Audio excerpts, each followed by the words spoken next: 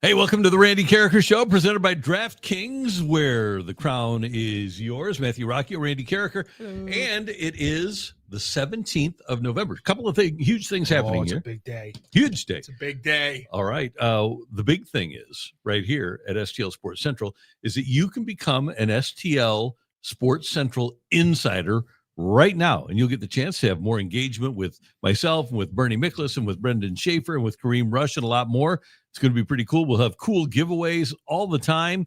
We're going to have access to all of Bernie's columns every week, ad-free reading at stlsportscentral.com, and you'll be supporting local independent sports media, which will be cool. It's only $9.95 a month, and if you just want to buy for the year, it's $99.95 for the year. Pretty cool setup here that we got going at STL Sports Central. Yeah, absolutely. So, by the way, we won't be going anywhere. You'll still be getting the daily videos here no matter what, but a lot of extra stuff that will be added in there, like you said, especially with Mizzou basketball ramping up, those special engagements with Kareem Rush. Those are going to be awesome. You see it right there on the screen.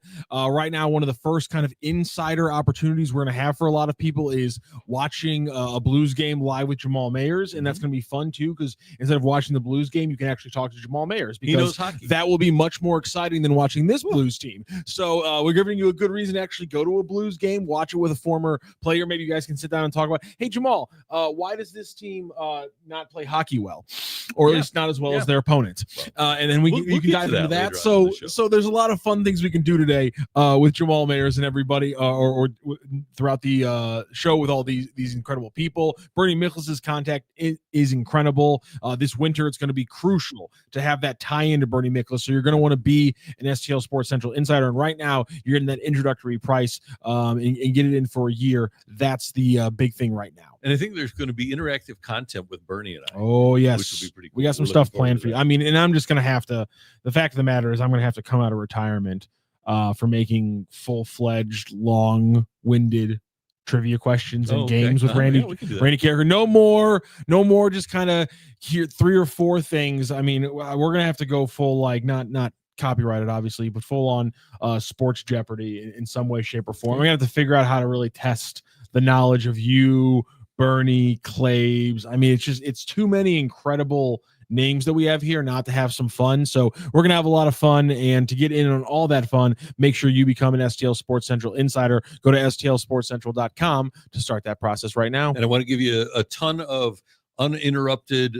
commercial-free content today. So we're going to start with the fact that today is the first day that you can sign up for DraftKings in Missouri. And then on December 1st, you will be good to go. So here's the big news. It's almost your turn in Missouri to get into the game, because DraftKings Sportsbook is coming to the Show Me State on December 1st. And pretty soon, you're going to be able to get fast payouts when you win, a safe and secure app that's easy to use, and promos that keep the action going all season long. No wonder it's America's top-rated sportsbook app. The countdown is on. New customers sign up right now and score $300 in bonus bets on launch day, December 1st. Download the DraftKings Sportsbook app and use code STL Sports, the one that's right there on your screen. The crown is yours in partnership with DraftKings Sportsbook. Gambling problem? Call 1-800-GAMBLER. 21 and over. Physically present in Missouri. Eligibility and restrictions apply. Subject to regulatory licensing requirements. Bonus bets are non-withdrawable and expire 7 days after issuance. For additional terms and responsible gaming resources, see sportsbook.draftkings.com/promos. Okay. All right. So I get texts and social media messaging and stuff like that. People wondering why Eli Drinkwitz, if he's around, would want to keep Kellen Moore around.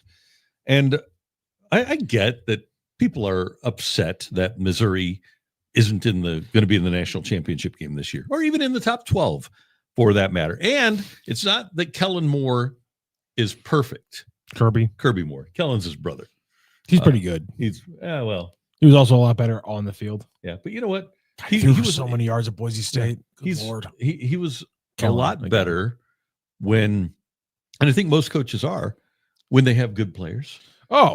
That usually factors in. So sometimes. Here's the thing, and when you're Mizzou, and and you lose both of your starting offensive tackles to the NFL, and you lose your quarterback to the NFL, and you lose your running backs to the NFL, and then you have a major reshuffling of your offensive line right before the season starts, and you get down to your third quarterback, and your receiver room isn't as good as you thought it was going to be. And your quarterback that you started and paid what $2.5 million for, he's not got this arm that you thought he had. I think that Randy, but he got hurt because you're a bad play caller. There you go. He got hurt because you're a bad play caller. Well, all the other runs before he got hurt, he never got hurt. Oh, okay. There's that factor. Yeah. So I get that you can be upset. And by the way, I know that nobody likes their offensive coordinator. I think the only time anybody ever liked their offensive coordinator, hell, not even then. In 1999, yeah, not even in 1999 did Rams fans like the play calling of Mike Martz. Everybody thinks that they're the best play caller in the world. Cool. No. You're telling me Indianapolis fans were bitching about Tom Moore? Oh yeah, I refuse to believe that. Yep, they really? were. Oh yeah, that's insane to me. It's so. Anyway, my point is, so people are confused that if Drink leaves, why he'd take Kirby with him. That's the bit. They just don't like the offensive coordinator because even though they put up, and by the way, when I said that Moore isn't perfect, I said on the show, I thought that they should have run Hardy more against Texas A&M. They did run for 200 yards. I thought they should have run more against Alabama. But that being said, that doesn't make him a bad offensive coordinator. Because I know why he's a bad offensive coordinator. Why? Because he doesn't put his players in the best position to succeed, i.e. Kevin Coleman wasn't involved in any of the short passing games against Alabama or Vanderbilt. He had a pretty good game against Texas. So you think I would have actually, against Alabama, I would have rather seen them give the ball to Hardy more than try to get the ball into the hands of Coleman more. Well, if you're going to throw the ball instead of, if you're going to throw the ball the amount of times they did, I would like them to accentuate the parts of the offense that are actually good. What was happening defensively in that game to Kevin Coleman? I'm sure he was getting jammed at the line. And what was the plan going in for Kevin Coleman? I would imagine it was based on the previous 4 weeks of the season. I imagine it was short yardage, rhythm, crossers, curls. Maybe a quick screen here and there, although the screen game really hasn't been nearly as prevalent as I thought it was going to be at any point in the Mizzou game plan this year, and that's been a little odd. No, especially when Prebula didn't have the big arm. Yeah, that's true. And they didn't go downfield, right? You got to get it out there. You would have thought it would have been pretty substantial. But there's a great old rant, and maybe we can even find it, from Jim Mora when he said, "You think you know, it's a clouded field. You think you know, but you don't know." And we just don't know what's happening, what the plan was coming in, what the player's health is in a particular game, why things happen in a game. For example, as you said, maybe a team is taking away a certain aspect of the game. Flag on the play. What's that? We got a little breaking news. Oh, bulletin apparently. From Pete Thamel. One of the names and one of the schools are off the board, ladies and gentlemen. Randy, would you like to put in a quick guess before I say what it is? Mike Elko official? No, this is not extension. This is a new coach to a new place. Oh, it's Vatech to James Franklin. I don't have a bell, but I'll hit it somewhere. Breaking: Virginia Tech and James Franklin are finalizing an agreement for him to become the school's next football coach. Sources told Pete Thamel. This is according to ESPN on the Twitter. How about that? James Franklin comes off the board, and it goes to Virginia Tech. First domino falling in a potential stream of moves. That sounds like a guy that maybe was getting a little bit desperate, because when he got fired, remember he went on ESPN the Saturday after he got fired and said, "I want to coach next year and I want to go to a place where I have a chance to win a championship." All due respect to Vatech. They've been in a championship game before with Michael Vick, but Vatech isn't going to any national championship games. He's not winning a national championship with Virginia Tech. So I wonder if he just got a little bit desperate. I think that's a distinct possibility. And that's fine. He's a good coach. I would have tried to have him. If I were Mizzou, I would have wanted to have James Franklin at the top of my list. But he's gone to Virginia Tech. Anyway, I think you can... Number one, I know you're a better play caller than Kirby Moore. I know I'm not. I'm pointing to everybody that I know none of us are. Okay. But that doesn't mean we can't, throw out a little criticism here and there, right? Oh no. And I think we can be critical, but I think just because you don't call the game that if you are scoring 60 points a game against a really good defense, people have a tendency to blame the offensive coordinator. I think sometimes, not all the time, But I think sometimes there's a chance that a player or a group of players, like your pair of offensive tackles, like losing a guy who was considered by many to be a first-round pick, but a second-round wide receiver in the NFL, another guy who winds up in the NFL, and Theo Weiss, who's on a practice squad. You lose a quarterback who's on a practice squad in the NFL. I mean, there's a lot of things that happened to that offense from last year that makes it considerably different. All due respect to the pair of offensive tackles now, I don't think either of them is going to be a top 10 pick in the NFL draft. Doesn't look like it. So I think that sometimes we tend to look at the end result and not think about how they got there, how they got to that end result. So now that we have one of the dominoes going, a lot of the reporting, especially with James Franklin, a lot of the reporting that we've seen the last week or so, Wilson sent me an article. I've seen a lot of reporting on Twitter. We've gotten a lot of Auburn still. We've got a lot of Penn State. And I think Florida's a name that people still keep throwing around, but I thought you and Bernie, and you can see this right now on STL Sports Central on YouTube, had a great conversation about Drink's recent comments and how that's maybe turned off some Florida fans from the idea of Eli Drinkwitz. But Auburn, Penn State, all that reporting is still very alive. Do you think something with Eli Drinkwitz is one of the next dominoes to fall? Obviously, the Elko extension could be another one. I would think there's a possibility. The point that was made during the telecast, I thought was notable on Saturday when he told them of all of the Fortune 500 companies in the state of Missouri, none of them are advertising in this building, i.e. Furrow Field.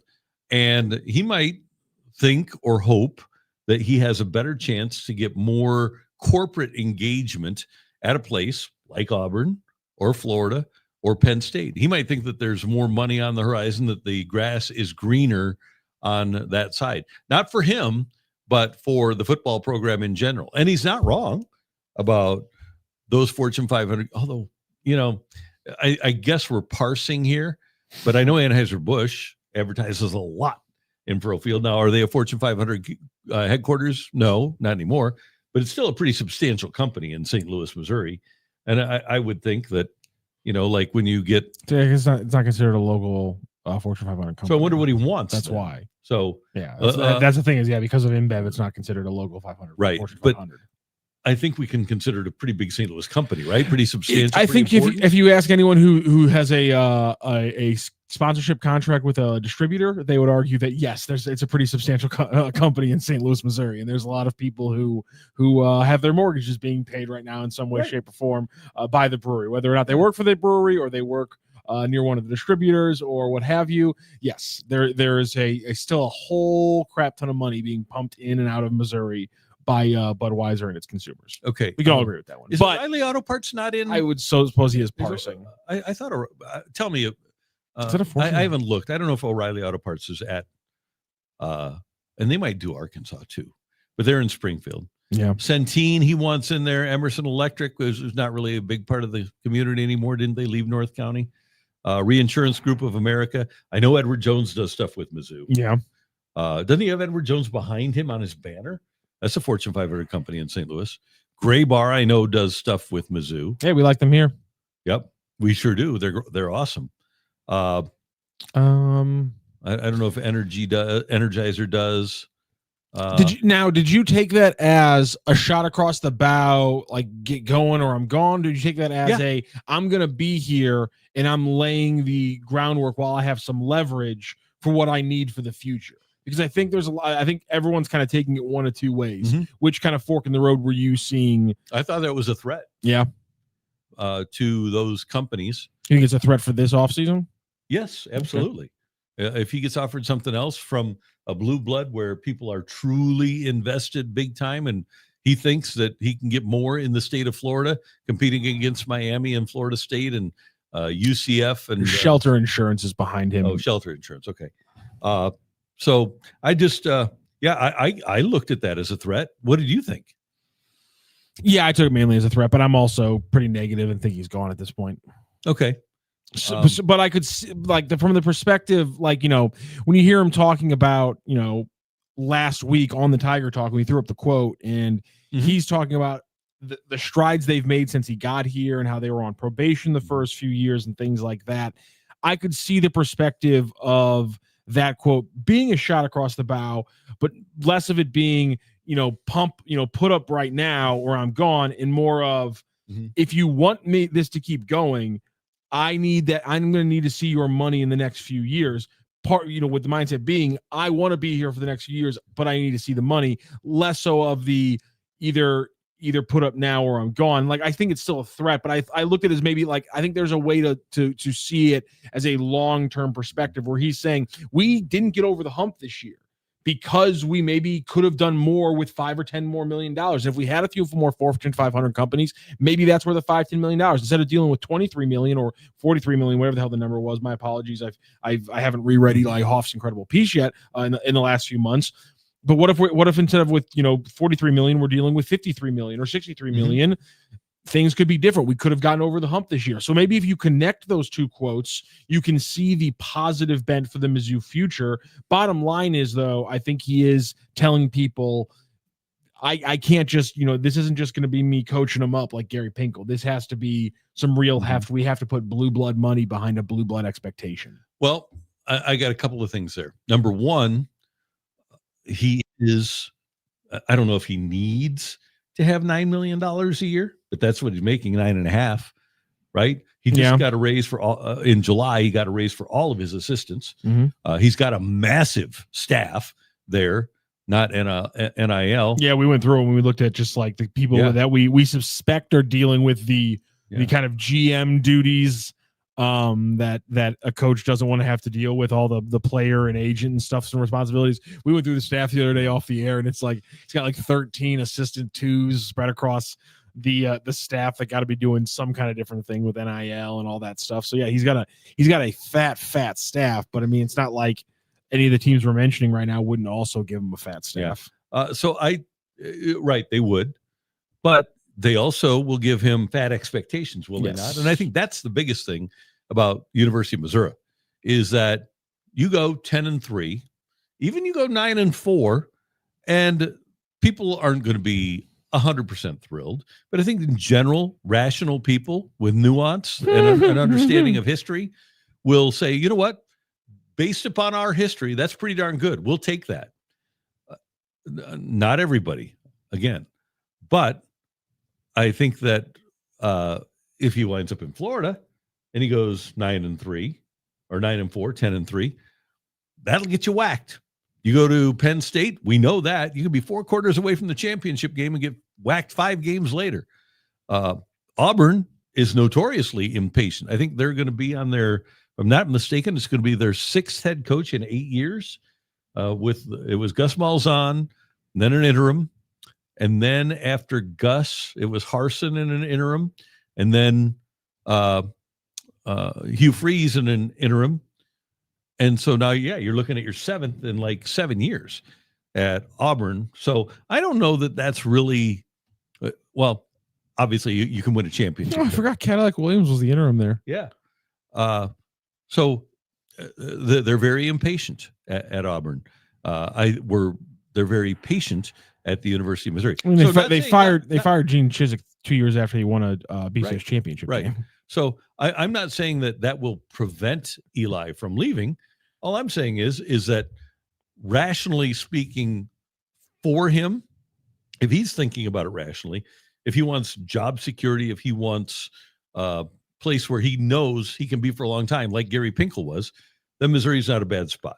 Also, if you're the Missouri Tigers, if you're the board that is confident they have the monies to keep him, James Franklin going down means that, in my opinion, should Eli Drinkwitz go somewhere else, there is like one coach that I think you can confidently say you don't lose a lot of steam if you hire him, and that's Eric Morris from North Texas. Yeah, and so at this point, a lot of hype. But I mean, at this point, there is not a lot of people that the Mizzou fandom would be, I think, realistically confident with, that also don't have personal records or even felonious records. I don't want to get into this again.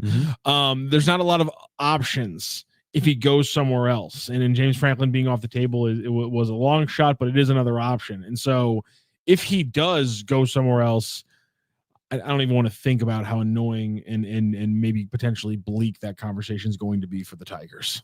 Yeah. So here's an interesting piece at 24/7 Sports talking about football budgets. And Oregon, as you might expect, is number one at $969 million. Then you got a bunch of SEC teams. You've got A&M. We know that they have a ton of money. You got Texas. They have a lot of money. You got Florida at number 4. Maybe that's part of the intrigue of Florida. It says Florida graduate Gary Condren, CEO and founder of the Condren Company, is said to be the largest donor in the athletic department history of Gainesville. He's given more than $22.5 million to the Gators over the years, and the football program's indoor practice facility bears his name. Condren played baseball for Florida. In 2018, he served as the honorary head coach at Florida for the spring football game. Like other high-end boosters nationally, when Condren speaks at Florida, people listen. So that essentially would be Eli's boss. But then you've got Georgia at number 5, Oklahoma State at number 6, LSU 7. So this is just loaded with SEC teams. Oklahoma State higher than LSU. Yep. Oklahoma is number 8. I think they still got some of that T-Boone Pickens money going on. Oklahoma State. Auburn number 9 and Florida State number 10. So you can see why he would be intrigued by that. By the way, Mizzou rated at with $344 million, even with North Carolina just ahead of, Arkansas's at 324, K-State at 324, Vodtech at 319 million, Ole Miss at 310, Kentucky at 302, and then you go down to Purdue, Cal, Mississippi State. Mizzou could do better, and those Fortune 500s could do better. But you know what? For $344 million, Eli could do better too. And now I don't even know what to think about Kiffin, because it's the same thing. It's like he's led Ole Miss to their absolute highest, levels of their program, in 50 years, 60 years. Like last time the Ole Miss was doing this was 1950s, 1960s. Mm-hmm. He admittedly hasn't had the hardest schedule while doing it, but that's that. I mean, a lot of teams have that going for them right now this year. So I don't even know how to read the Lane Kiffin situation, because I mean, why leave a place where you can just bask in being essentially God for a football obsessed culture like that, instead of just much like Eli? Why risk it with Florida? Why risk it with something else? There's so many reasons why Eli Drinkwitz and Lane Kiffin would both stay, but at the same time, everything we've seen in the history tells me you move onward and up when you have the chance, which means that it wouldn't surprise me at all if both of them are gone. But here's the thing: like Pinkel had the chance to go to Michigan and turn down an interview. Didn't even go to interview. He's different. He was different though. He was the anomaly. Well, what's wrong with being loyal? There's nothing wrong with being loyal. It's just rare. So, and then the other thing, not a lot of Mike Andersons out there. The other thing you have to ask yourself is, in this century, how much better of a program has Florida been than Missouri? Not that much better. There you go. Well, this century, yes. From 2000 on. You had the entire Tim Tebow run there. Yeah, you did have your Tim Tebow run. You had multiple Heisman Trophy winner, like what, three national championships, 2 national championships? Did Chris Leak and those guys almost win one? They played in one, didn't they? They played in the third one though. Yeah, Leak won, when they won the back-to-back. Leak won the first one, and Tebow won. Okay, I thought like Chris Polk or somebody like that was there as well, or something like that, and they had to run close. Hey, since Mizzou joined the SEC, if you put it since 2013, then it's definitely the Missouri Tigers are a better football program. But I mean, Florida Gators are the Florida Gators. Yeah. But the gauntlet has been laid down for the Fortune 500 companies. That's the bottom line here. And you know what, Eli? Then it'll be interesting to see, because there are a lot of complaints about him not being able to win the big game. If he does go, whether it's Penn State, Florida, Auburn, somewhere else, it'll be interesting to see if he starts winning the big games and he has a Nick Saban type career. Your lips to God's ears on that one, my friend. Yeah. I would love it, but I don't expect it. And Lex Luthor, interesting. Missouri has way more money than Alabama, but we have many pro teams siphoning money. The Birmingham Stallions got less corporate support than the Chiefs, Royals, Cardinals, Blues, etc. I think one of the points you need to make, though, is that Alabama football in and of itself is a national brand. So they aren't just drawing from the state of Alabama. It's kind of like the Packers. The Packers are a global brand, and they aren't just getting money out of Green Bay or just out of Wisconsin. They're going all over the country and all over the world to sell. And that's the same thing with Alabama, is that at least they're going all over the country to sell. I know there's no chance you saw it, but it's you say that, and it reminds me of one of the funniest tweets I saw today, which was I think Old Rose Sports tweeted out, he's like, it's really funny when you see just how many kids are so obviously from New Jersey in the Alabama crowd. Oh yeah, they're tweeting out they're tweeting out just some of the most Italian looking people I've ever seen in my entire life. And it's a fantastic take that just proves to you how global that stupid brand is. It is. Yeah, it's something. And I read a book. I think I read a book one time. And you know how many of those rich Spring Hill people are just Alabama football fans because there is no Spring Hill football. It's ridiculous. Yeah, Alabama, Kentucky, Arkansas, they have recruiters on the ground in St. Louis. At least they did when my kids were getting ready to go to college. And Kevin Wheeler's daughter went to Alabama. Yeah. There's a lot of people that wind up at Alabama because historically, those schools, Tennessee should want some of them too. I don't know if they have anybody here, but they want smart kids because they're perceived as like having not smart kids. Well, think about Ole Miss. There are kids with 17 and below ACT scores all over the country. Yeah, right. And by one other note about Bama is that at more than 50% of the Alabama season ticket holders are not Alabama grads. So you wonder like about the Centenes. I want to see the Spring Hill numbers on that one. Yeah. It's got to be like 7% of that 10%. So it makes a pretty dramatic difference if the person in charge of the company is a grad of the school, right? And what Missouri needs to do, and let's put this on Eli Drinkwitz, you need to get some CEOs in charge of those Fortune 500 companies. You need to get some Mizzou grads that become CEOs. That's your mission, Coach. All right, I like this. I like we've changed the expectations completely, but I like it. Okay.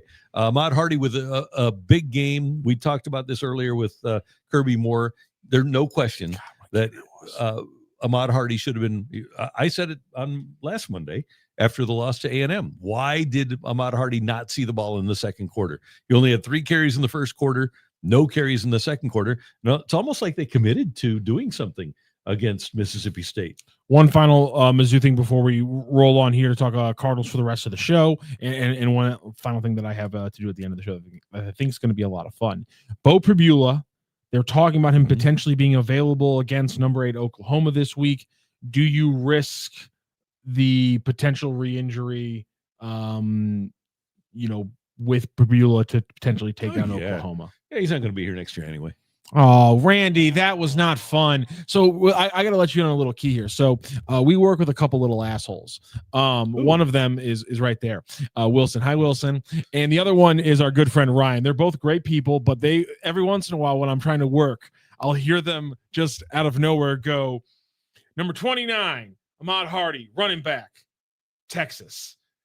or they'll walk around and go, number 9, Bo Pribula, quarterback, Penn State again, and they'll just walk around and proclaim a starting lineup announcement for Mizzou players, and it's always Donovan Olubade, number 1, wide receiver, Oregon. And Randy, it makes me want to run out of the back studio I'm working in and tackle them to the ground because we got a bunch of little assholes working for us who are taunting me about exactly what you just said. Mizzou players running away in the portal. Well, here's the thing: Pribula was not running away. His money is going to guys like Ahmad Hardy and Ryan Wingo.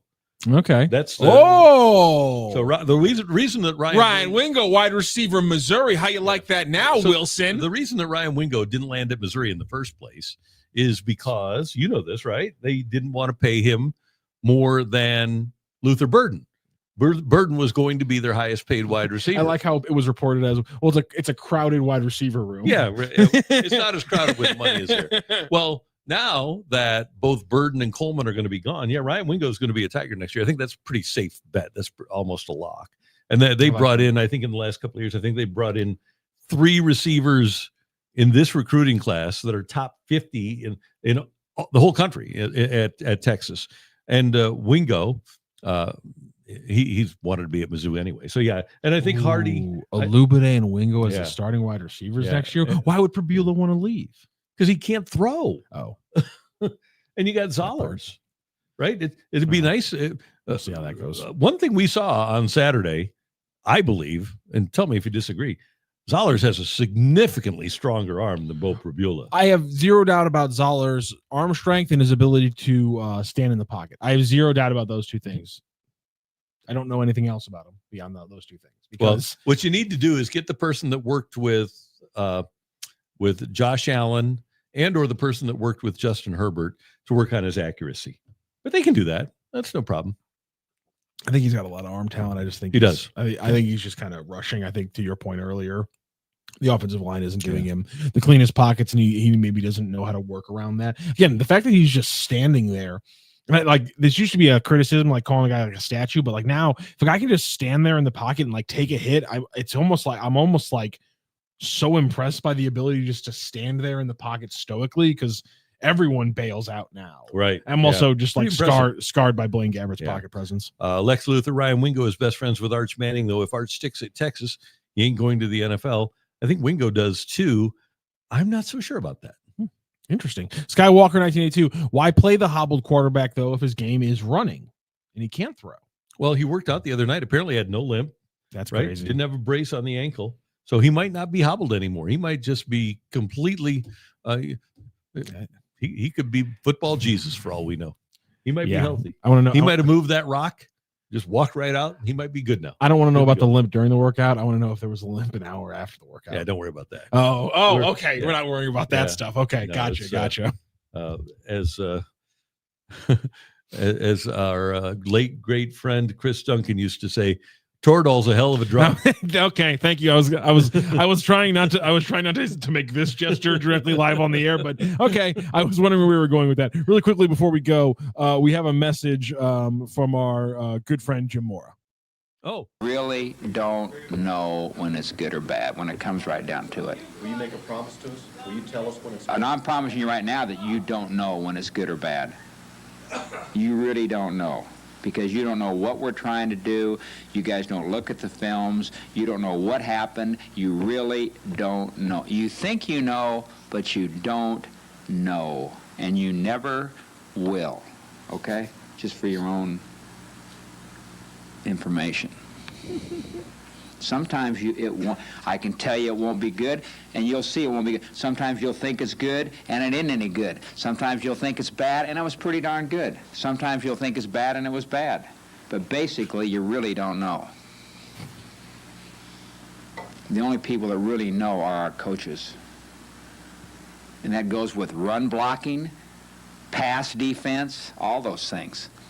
The media, public doesn't know. You guys don't know. Not really know. Fantastic. He's great. Okay, two quick Jim Mora stories. Number one, the Rams in 1997 offered him their head coaching job. First of all, they offered Dick Vermeil the head coaching job. Vermeil said, nah, don't want it. Then they offered George Seifert the job because he had just got let go by the 49ers. And George Seifert said, nah, don't want it. Then they offered Jim Mora the job and still pursued Dick Vermeil again. Vermeil takes the job unbeknownst to Vermeil or Mora.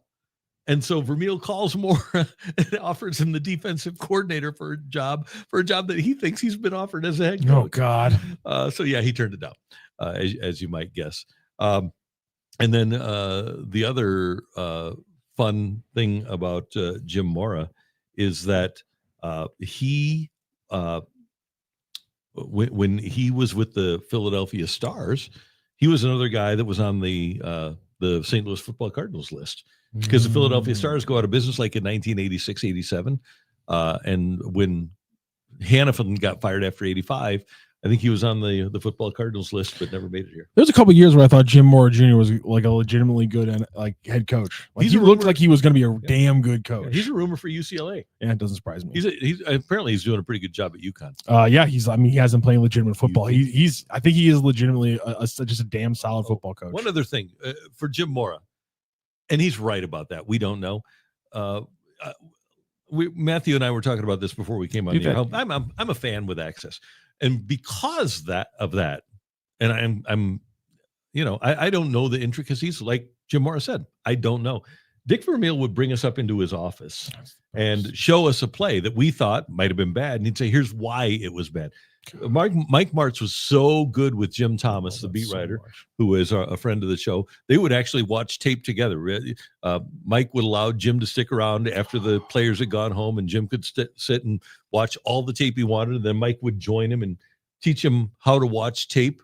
Who was the NFL quarterback that said he never learned how to watch tape? Johnny Manziel, Jamarcus Russell? No, somebody just recently. No, might have been Caleb Williams with last year's Bears staff. Oh, it nobody taught him how to watch tape. Oh my God. Well, so DV would bring us in and he'd say, here's what happened on the show or on that play. So that was pretty good. But for the most part, like with Kirby Moore, we think we know, but we don't know. Josh Church, you can continue to mispronounce my last name all you want if you let me just come in and watch one tape session. How does he pronounce it? He's pronouncing it Rokio. Rokio? Okay. It's a whole like thing. Shortstop? It was a whole thing on the morning show. Somebody sent it in a clip, and I was like, God dang it. Okay. But I'm just saying, if he lets me sit there and watch one of his tape sessions, you can pronounce it however he wants.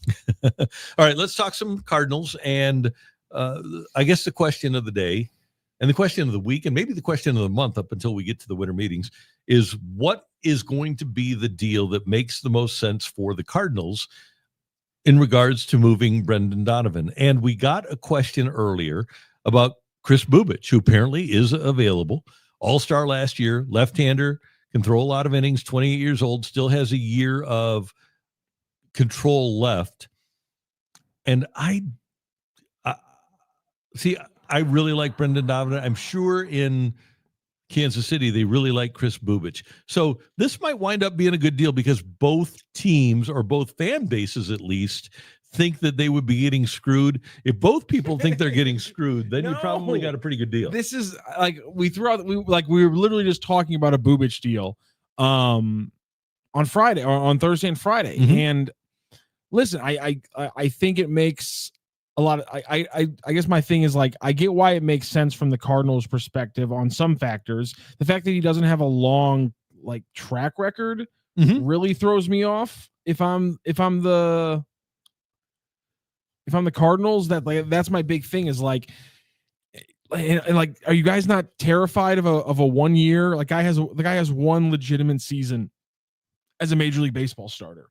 And he also only has one more year of control instead of multiple years of control. Okay. The same thing is true for like a Stephen Kolek, but at least he's not arbitration eligible till 2028 and his free agent year is 2031. But what's he done? Again, I'm saying all that's true with Stephen Kolek, but I'm saying he has a lot more years of control, so you can, actually maybe project something down the line as you grow this team. And that's kind of why my question right now is, do you need to acquire MLB innings for 2026? Because something that I'm seeing in a lot of the comments on our videos, and you guys are doing great. We read those comments and we read all your chats here throughout the show. On the show you did with Joe Roderick on Friday, which was fantastic.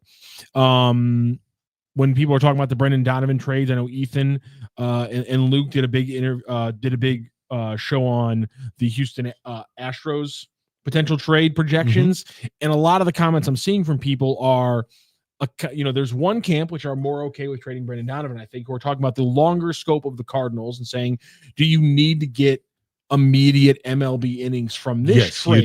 You do. Or should we be looking at prioritizing if you're going to trade Brendan Donovan? If one of the reasons that you're going to trade Brendan Donovan is his value is at its highest point right now, then should the Cardinals also be looking to maximize the value they're receiving, which is maybe taking a prospect who has a longer road to the MLB than a guy like Bubich or Kolek, who are already major league pitchers but have a lot of question marks around them. Maybe take a guy who literally projects as somebody who can go 180 innings, who can give you multiple years of starting, instead of taking a Bubich who goes 130 and has one major league season where he's done it.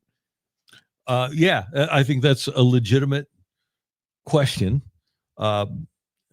Even though he has done that, he was an all-star pitcher. He did have a 2.55 earned run average last year in the 116 that he threw. And you have a better idea of him because he's got a major league pedigree than you do of anybody who hasn't pitched 6 years in the majors. Let's make one thing clear here. Just because you get a guy with 1 year left on his contract, that doesn't mean you can't sign him. You're allowed to sign players when you trade for them. No, Matt Holliday skipped off after the trade and became a star for the Texas Rangers? No. Mark McGwire? No, Big Rockies guy. Jim Edmonds. Minnesota Twins. No. Daryl Kyle. No. No, Daryl Kyle signed an extension with the Cardinals. Skywalker 19. Yep, but you would only get Bubic for a year. If I trade Donovan, I want a pitcher that has several years left. And that is not a given. You just because you trade for a guy with only a year left on his contract, that doesn't mean you can't extend him. I think there's sometimes a belief that everybody just has to go into free agency and leave, and that is not the case. Now, many times pitchers or players do leave. John Lackey left after a year. The Cardinals lost Jordan Montgomery after a year. Did they trade him? No, they traded him. Yeah, they traded him. Yeah, they shipped his ass out. Space says here, I agree, Donnie, for prospects. Will give us the best possible prospects out of all the players we are trying to move. Like from that perspective, I completely see that line of thought because you're accepting the general consensus, which is you're trading Brendan Donovan because for the years that he is most likely to be on the Cardinals, they will not be competitive.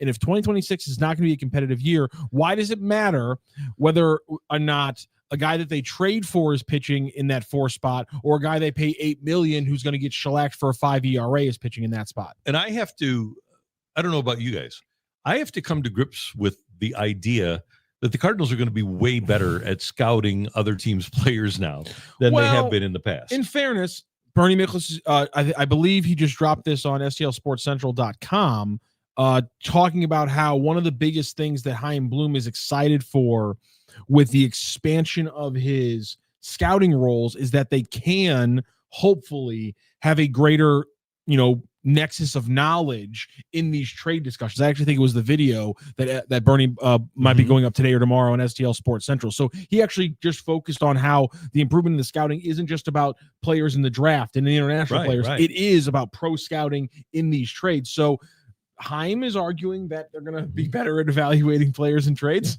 When they traded Tyler O'Neill to Boston, the players that they got back didn't. They did leave kind of a lot to be desired.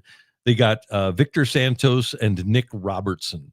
And then when they made and not that Dylan Carlson wound up being a star or anything, but they got back Sean Armstrong and wound up DFAing him within 3 weeks.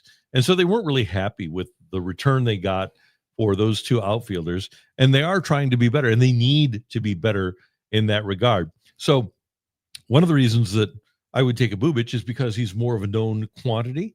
But if you have faith that the Cardinals can scout stuff and ability and properly project pitchers, and you anticipate that they're going to be able to do that, then you do that with Donovan. I just think that with Brendan Donovan being a valuable commodity, if there truly are, as Derek Gould posted at STLtoday.com, if there are 15 teams interested in Brendan Donovan, one of them has to be able to give you a pitcher that you can use in 2026. And it's not going to do the Cardinals any good to get several guys that are pitching in the minors in 2026. You've got right now, because Sonny Gray's not going to be here. They're getting rid of Sonny Gray. So you're going to have Liberatore. You're going to have McGreevy. You're going to have Palante. You're going to have Leahy. Matthews. Matthews. Maybe Quinn Matthews, who had a rugged year at AAA. Jerpy is hurt. Hence has been hurt. The other Takoa Roby is hurt. He's out. Tommy John. I'm going to pay Adrian Howler $15 million. Why not trade for Chris Bubic? Because Chris Bubic. What's the point of giving Adrian Hauser $15 million? No such thing as a bad 1-year contract. It can be a wasted trade of your best, most valuable player. Yeah. I'm just trying to avoid compromising the value of the trade by prioritizing 2026 over the future, which is, and if we look at, I think we got to go back to Chaim Bloom's introductory press conference when he says that they're going to try to win now, but they will not prioritize winning now over the future. Trading for Chris Bubic or trading for enforcing major league innings in 2026 instead of trying to optimize the prospect haul you can get from Brendan Donovan would be prioritizing 2026 over the future. So definitionally. Would you rather have a guy like Bubic, who you'd have to extend? Would you rather have somebody that you feel confident about that is pitched at the major league level, or somebody who you just don't know about, but is going to cost less for the 6 years that you have the pitcher. So you got both pitchers for 6 years. Mm-hmm. One of them is going to cost less because he's never pitched in the majors before. Mm-hmm. So you've got 3, and then you've got 3 years of arbitration. But he's a 5.5 ERA guy. He's a young Miles Michaelis. Or would you rather have a guy that had a 2.5 ERA last year and has shown that he can pitch effectively at the major league level, and have him for 6 years? I think that's fair, but at the same time, like I part of me, and listen, players grow, but is it fair for me to look at the 9-20 record and a 5.0 ERA across the 21 and 22 seasons for Bubic? Mm-hmm. Yeah. So when he was struggling, his FIP was almost a 5.0. So do we have what's our confidence level in Matthew Liberatore then? It's a little bit different because Matthew Liberatore was also a higher rated prospect than Bubic, and so there's that level of it all. He was a first round pick, wasn't he? Liberatore was? Yeah, wasn't Bubic? Yeah, Bubic was 40th overall. So it's I especially with left-handed pitchers. Yeah, that's fair. Yeah, takes him a while to really lock in, and that's a good point. He does have a longer track record than other players, and maybe that's something to actually look for. This could be Ben. If we aren't expecting to contend this year, we should trade Donovan for years of control. Again, if it's years of quality control, yes, but I don't want to trade for mediocrity. If I'm going to trade Brendan Donovan, I want to get something good back. I don't want to trade for. Well, no one's saying trade for mediocrity. People are saying trade for potential. I mean, it could. Yes, potential can lead to mediocrity, but I mean, you're not guaranteed that Kris Bubic is going to be this high level pitcher either. There's a better chance. I guess you could argue there's a better chance because he was just an all-star than any random minor leaguer based on the amount of minor leaguers who don't ever succeed. Hey, but would I rather have an Emmett Sheehan for Donovan? Absolutely. 100%. Yeah, 100%. And I'd much rather have Noah Cameron than Kris Bubic too. So, but they ain't giving him. But if you can make a trade, if Houston is willing to give you a young starting pitcher, young controllable starting pitcher, if you can get one of the young starting controllable pitchers from Cleveland, would I rather have Tanner Bybee? Yes, I would. Would I rather have Gavin Williams? Yes, I'd rather have him than Kris Bubic. Corey lands with you on this one. The team control is kind of up to us, isn't it? If he's that good, give him the extension. Yeah, that's you are allowed to sign that guy. Yeah. But this Ben does say extending can cost way more money, and the ownership is a little cheap. They're not cheap. They want to spend money the right way, and right now they don't have a lot of the correct players to spend that on. Yeah. Craig Lewis, Randy Moe is gone, and Bloom can pick the players better than Moe. I have no doubt about that. When you look at what the Red Sox had in terms of the system that they had at the beginning of last year, that seems to be the case. But that being said, I don't think there's any guarantees, and nobody is 100%. Even Walt Jocketty wasn't 100%. He traded Dimitri Young for Jeff Brantley, for gosh sakes. So, and Walt was legendary. He was awesome. He didn't make many bad trades, but he did make one or two. Nobody is perfect. And I just think that with the first big deal that you're going to make in moving Brendan Donovan, here's my big thing. I would auction him off. And then you've got scouts and you've got people. If you really truly have 15 teams interested, you say, okay, give me your best offer. And we're going to sift through these 15 offers for Brendan Donovan and pick out the best one. And I would hope that at some point you'll run across an offer where you say, okay, and do exactly what Chaim Bloom said last week at the winter meetings that they want to do.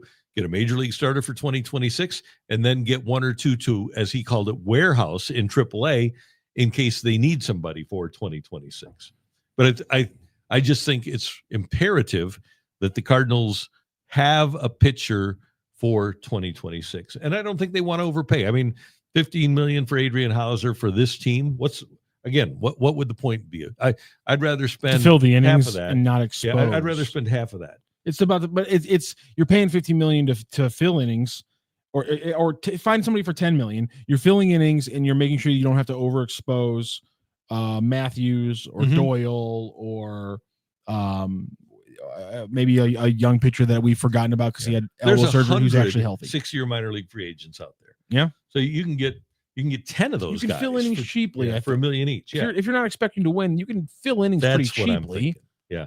And you can still fill innings, and you can build a Memphis shuttle. Some of those guys will pitch out of the bullpen. And here's another thing you're going to have. You had a championship team last year in Springfield. So a lot of your Memphis rotation is going to be with pretty young starting pitching because Motts is going to be down there.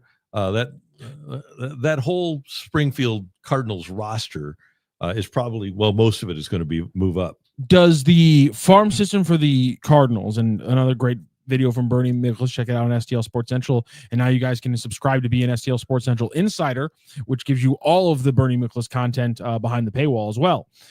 He put up a great video talking about Chaim Bloom and what he did to take the Cardinals up to, I think it was Fan Graphs, who has ranked the Cardinals farm system ranked as number 1 in baseball. Does that ranking maybe change your mind? Obviously, you're leaning more towards getting the more major league ready pitcher anyhow. But does that maybe tell you, listen, the team can afford to maybe sacrifice some potential in 2028, 2030, and try to get a pitcher who will impact this team from the get-go? Does that go into your thought process at all in this? Yeah, you can do that. And I'm intrigued by the fact that there's apparently more interest in Pedro Pages than I thought. Now, yeah, that's crazy. I know that Ali loves Pages, right? Because he's a very good defensive catcher and they're hard to find. But again, you had Bernal win minor league Gold Glove. Herrera wants to catch, and not that I want him to catch, but he does. And you've got Rodriguez on the way. And now all of a sudden, well, not all of a sudden, but it's gradually happening. The catcher position, which used to be the domain of defensive players, is now turning into more of an offensive position. 8 of the top 13 catchers in OPS in Major League Baseball in 2025 were in the playoffs. And I'm not saying that they were deficient defensively, but what I am saying is that I think the expectation of teams for defensive catchers being able to hit is growing. You look at Drake Baldwin, the National League Rookie of the Year with Atlanta. You look at Will Smith of the world champion Dodgers. You look at Alejandro Kirk, the catcher for the American League champions. You look at Cal Raleigh of Seattle, who finished second in the American League MVP voting. There are a lot more offensive catchers now. And if the Cardinals feel like they can get offense out of Crooks, out of Bernal down the road, and definitely out of Rodriguez down the road, I think that's something that would be worth exploring in terms of moving a guy like Pedro Pages and then just keep a Pozo around as a backup. Have a Crooks Pozo. Again, if you aren't going to win, let's see what Jimmy Crooks can do at the major league level. Left-handed hitting catcher is a pretty valuable piece of property to have. And then Pozo can play, 30, 40 games and continue to pinch hit.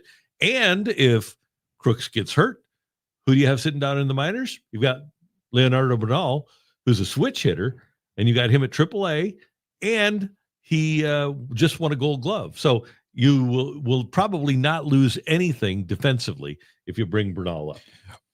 The trade that a lot of that Gould brought up was the one that the Padres and the Royals, again, they got Kolek and another pitcher for Mean, the very defensive catcher. But I wonder if, just like that one, I wonder if Pages' best value is going to come mid-season when a team realizes that their catcher they had either gets injured or in their backup just can't handle a pitching staff, and you have to squeeze a team literally at a moment where it's a team like the Padres who are contenders and they figure out this is one thing we need to kind of get things right. I just don't know if a off-season trade of Pages really is going to make a lot of sense for the value perspective. We already talked about that. We both kind of agree. He seems like he's more valuable with the Cardinals than he is on the market. And that trade being thrown out, it really, I think we can't ignore the fact that trade was mid-season and came when the Padres were in a pinch. I can see you pinching a team that needs that defensive catcher. I can't see a team not having some kind of other defensive option in-house already in the offseason to where you're going to get that same value. You would think that would be the case. Right? Right. But maybe not. So,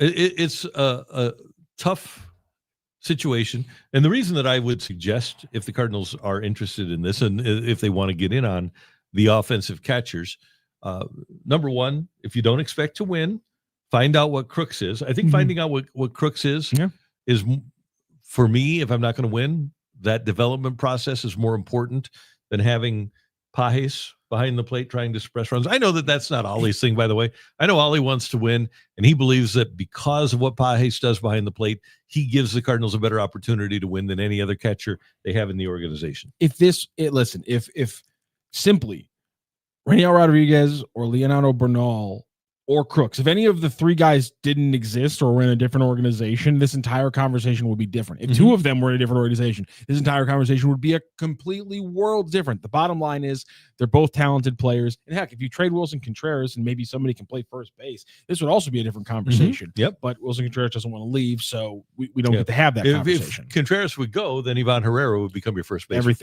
Everything changes. But that's not the fact. One thing I have seen from people around town, and Just Time STL brought it up, and so this is not against you, Just Time, but I got to bring this up. This is the one thing that cannot happen.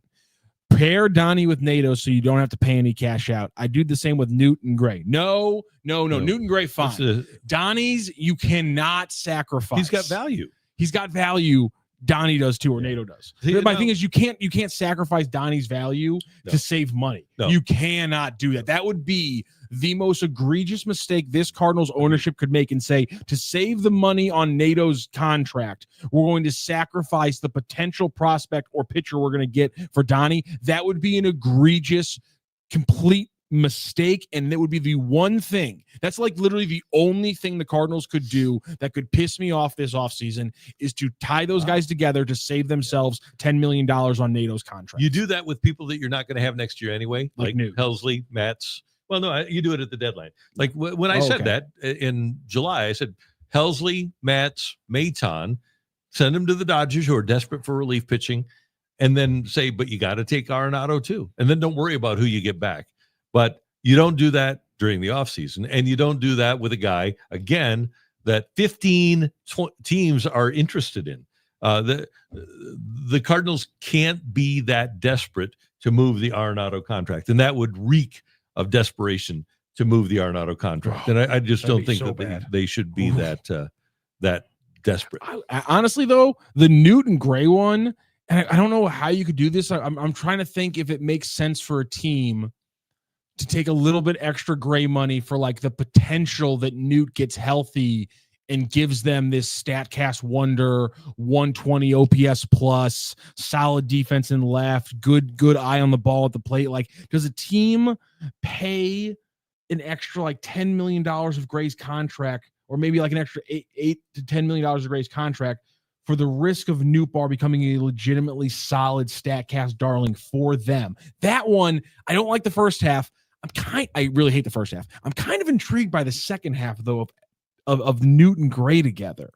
I kind of like that. Yeah, and again, you have to get quality in that deal.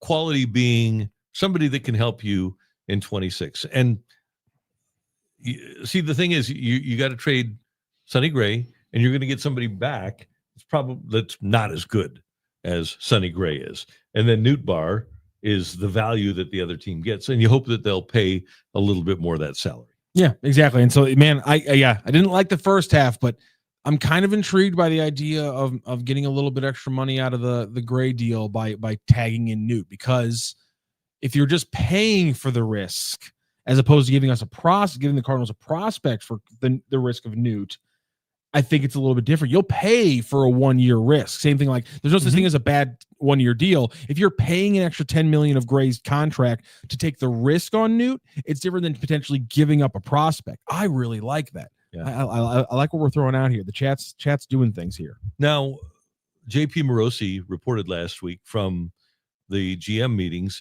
that, again, kind of like the teams being interested in Brendan Donovan, about half the teams in baseball are looking for everyday outfielders too. So it could be that Lars Nootbaar has more value than we perceive he does. We look at the surface numbers. We don't see the underlying. Well, we don't pay as much attention. You might, but I don't. I look at the production, and then you look at the injury, which is he had both of the bones on the back of his heels shaved. There's right now, it's not concern for his future, just concern for his ability to play on opening day. Now, there's a belief in the Cardinal organization that he has a very good chance to be ready for opening day. But I would move him. I would think that would be an interesting move for the Cardinals to pair those two up and see what they can get. Randy, I have a title of this segment right now. It's called "The Trade Projections Continue Until Morale Improves." Yeah. Do you know the movie I'm quoting with this one? I'm going. What movie are you thinking? So, because in my mind, I got Office Space.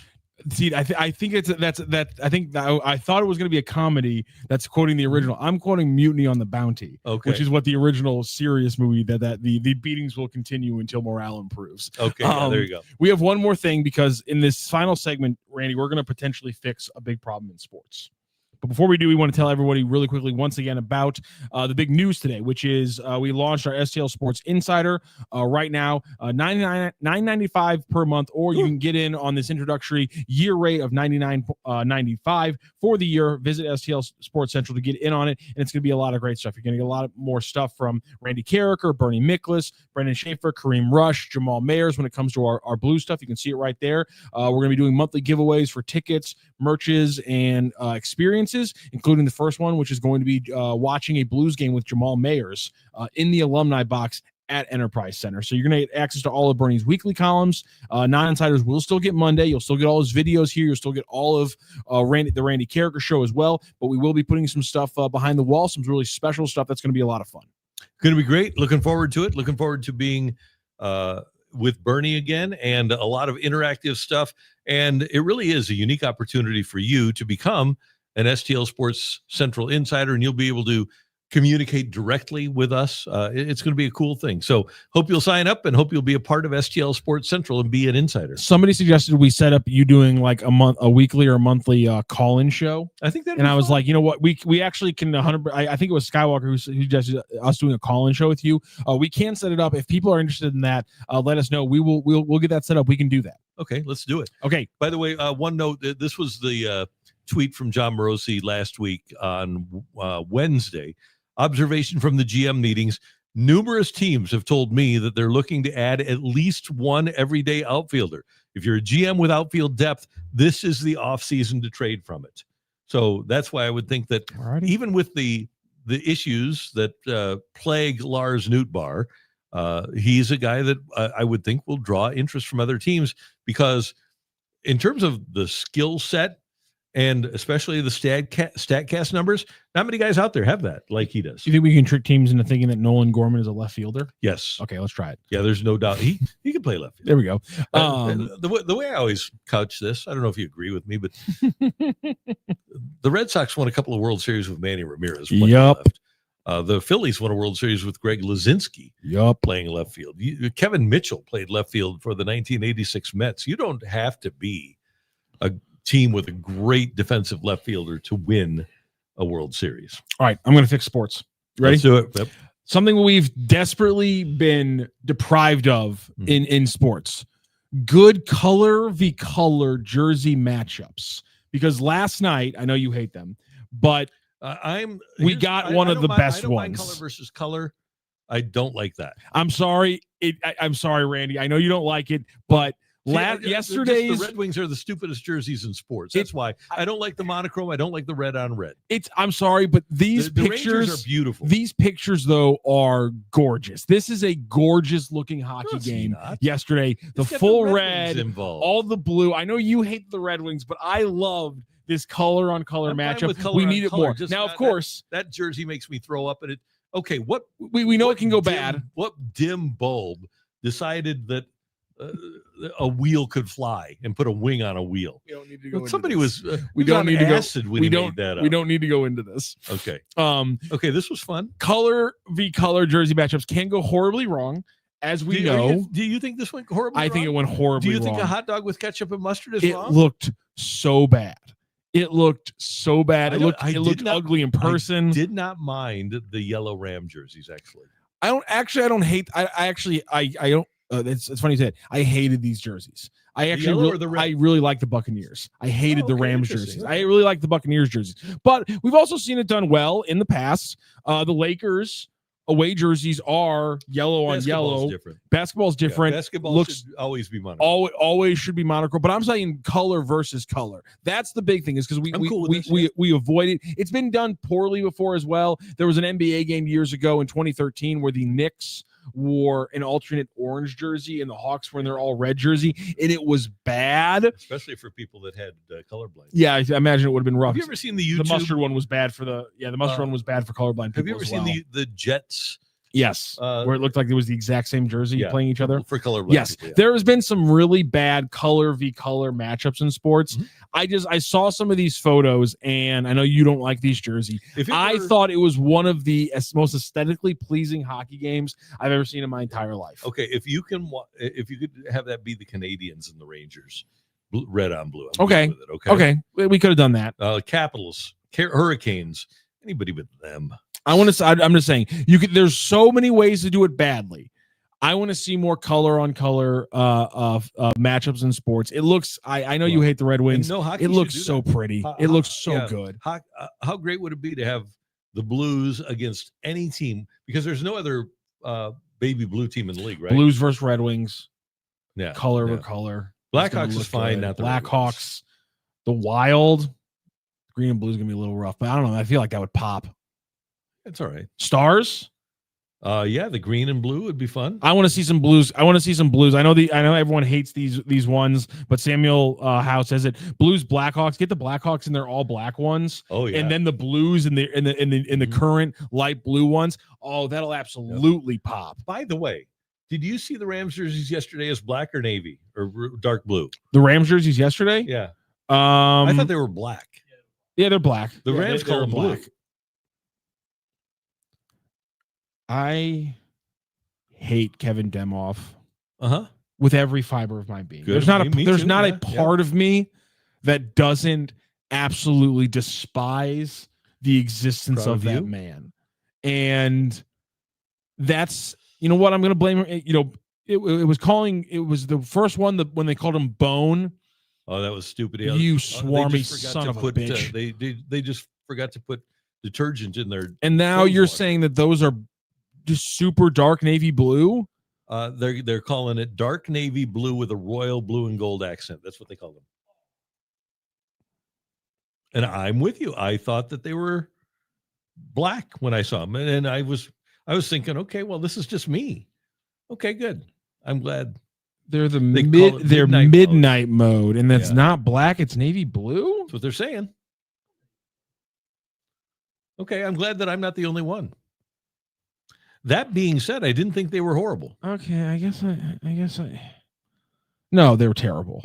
I'm sorry. I am the biggest fan of all black uniforms. The Ravens and the Eagles.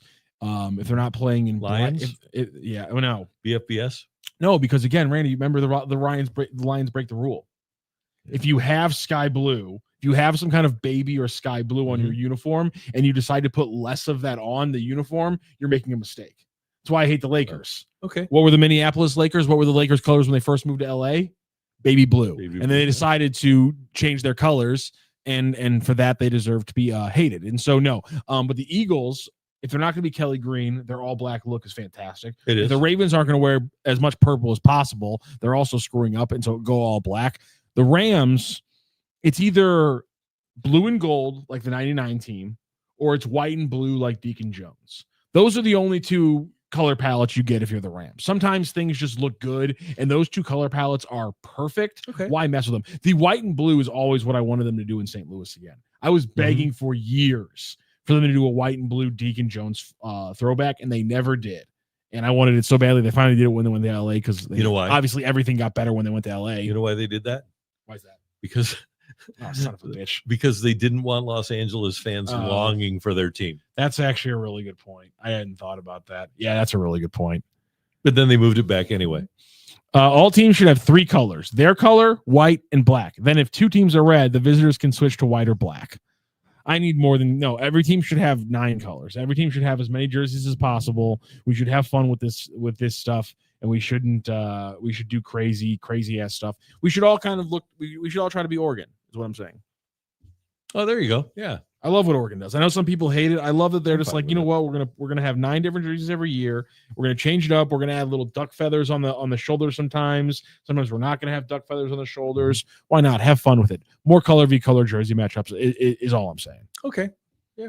More NBA teams should do what the Lakers do and be like, we're gonna have our home jersey be a color and our away jersey. I just don't want the Red Wings involved. That's all. That's fair. I don't know why. I hate the Red Wings too, but I really like their logo. Oh, that's the stupidest logo in sports. I don't. Your problem with it is logic based, which is that a wheel can't fly. Logic is not a bad thing. Yeah, but I feel like there's other logos out there where we could point probably some logical flaws in them. Like what? I mean, a cardinal. What is a cardinal? What is a bill? A buffalo bill? Yeah, it's from Buffalo. But what is a bill? Did you ever see? But a bill isn't a buffalo. Silence of the Lambs. But a bill isn't a buffalo. A buffalo is a buffalo. Is it a bill? Well, to the second time in this show, Chris Duncan, the Buffalo Buffaloes.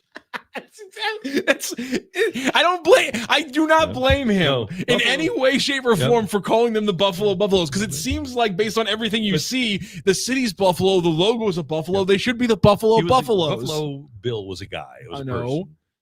So that's what they're named after. Well, doesn't they do have their logo is actually a buffalo? Yeah, and so that's why Chris Duncan got the closest, I think. Buffalo Buffaloes. Yeah, I love Chris Duncan. God, he was a good guy. But somebody asked me when I relayed your story of you drop one fly ball in the World Series and all of a sudden you're a defensive liability. Yeah. Somebody goes, did Chris Duncan actually say that? I go, bless his heart, he did. He sure did. Yeah. So, all right, that is, and if you didn't hear earlier, Matthew with the bulletin, apparently official, Virginia Tech to hire James Franklin as their new head coach. We've got more for you tomorrow here on STL Sports Central, and we thank our friends at DraftKings who bring you all of the programming here at STL Sports Central, including the Randy Karraker Show. DraftKings, where the crown is yours. And again, big day today. It's the 17th, which means right now you can go on and open your account on the DraftKings Sportsbook app in Missouri. Today is day 1 of the rest of your sports betting life. There you go. We will see you next time here on the Randy Karraker Show.